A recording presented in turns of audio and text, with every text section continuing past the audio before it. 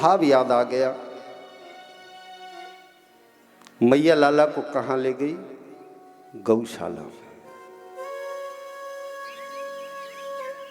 क्यों? क्योंकि जिसकी कथा हम सुन रहे हैं ना, किसकी कथा सुन रहे हैं? भगवान कृष्ण की।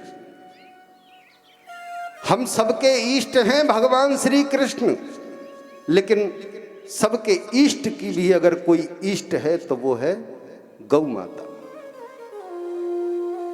भगवान की भी इष्ट गौ माता है, याद रखना।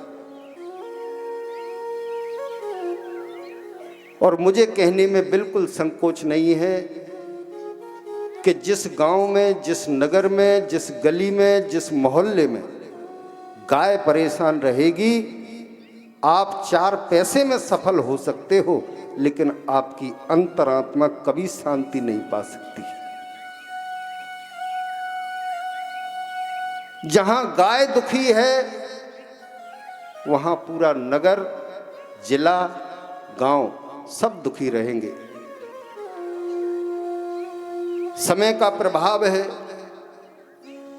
वरना जो कन्हैया जन्म लिए मथुरा में, गोकुल में क्यों गए?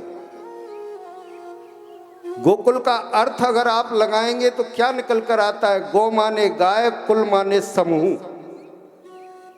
जहां गायों का समूह है वहीं भगवान रहते हैं, जन्म चाहे कहीं भी ले। परसों भी मैंने आपसे निवेदन किया था, किसी भी कार्य को कर लेना आप, किसी भी कार्य को, उसमें गाय माता की जरूरत पड़ती है। न पूजा हो सकती है गाय के बिना, न तप, न यज्ञ, न हवन, कुछ नहीं हो सकता। आप एक चीज बता दीजिए कि बिना गाय के ये हो सकती है।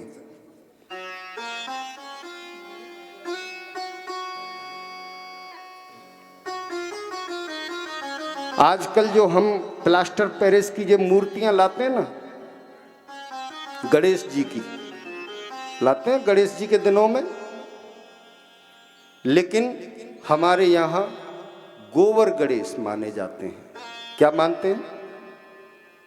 गोबर गणेश। क्यों? क्योंकि पार्वती मैया के उबटन से उत्पन्न हुए थे। और पार्वती मैया कौन है? गाय है। 9 देवी की आप जब फोटो देखेंगे, कैलेंडर देखेंगे, तो सबसे पहली शैलपुत्री भी गाय के ऊपर सवार है, और अष्टमी गौरी भी गाय के ही रूप में है। गाय से गणेश जी का निर्माण हुआ है। कहते हैं जिस समय पार्वती मैया स्नान कर रही थी, उस समय कोई हमारे पास जैसे आज शैम्पू है, डिटर्जेंट है, साबुन है, उस समय नहीं होते थे। एक संत अपनी कथा में कह रहे थे कि पार्वती मैया गाय के गोबर से उबटन करती थी। काय से करती थी? गाय के गोबर से। और उसी गाय के गोबर के उबटन से ही उन्होंने गणेश जी का निर्माण किया था। इसलिए हमारे शास्त्रों में उनका नाम पड़ा गोबर गणेश। क्योंकि गाय का मल किसे कहते हैं? और मल कहना भी मेरी नजरों में दूसरे ही है, वो तो गोबर है। गाय का वरदान है वो हमारे लिए। पृथ्वी में आप एक बात अच्छे से अपने मन में उतार लीजिए, कोई हजारों वर्ष अगर संत तपस्या करे, फिर वो भोजन करे, और अगले दिन वो जब भी करेगा तो भिष्टा ही करेगा। समझने वाली बात है। कोई कितना भी बड़ा पहुंचा हुआ संत हो, अगर वो मल मूत्र का त्याग करेगा तो वो कभी भी पवित्र नहीं मानी गई। लेकिन मेरी गाय माता एक ऐसी मानी है कि जो कभी भी अपना मल का त्याग करेगी तो वो कभी भी अपवित्र नहीं है, वो पवित्र है। गोबर में ही वो शक्ति है जो मरघट में जाकर भी अगर आप लीप दोगे तो वो पृथ्वी भी पवित्र हो जाती है। बताइए, हम और आप जब भी कोई पूजा पाठ हवन यज्ञ कुछ भी करते हैं तो सबसे पहले गाय के गोबर का लेपन करते हैं कि नहीं? अब मैया समय बदल गया, पहले कच्चे आंगन होते थे, अब तो मार्बल और टाइल्स का जमाना आ गया। अब तुम्हारा चौक भी रेडीमेड आने लगे। न जाने हम कहां जा रहे हैं।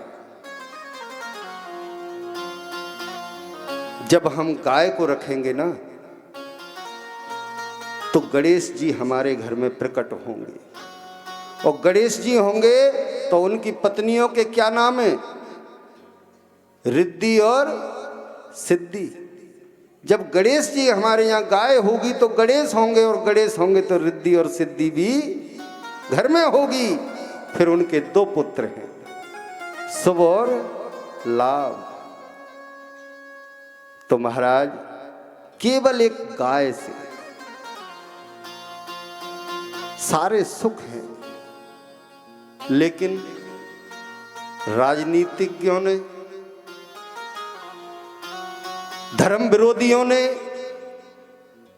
गिरी हुई मानसिकता वाले लोगों ने गाय को इतना बदनाम कर दिया है कि आज हम गाय और ब्राह्मण और संत को देख करके अपना मुंह फेर लेते हैं।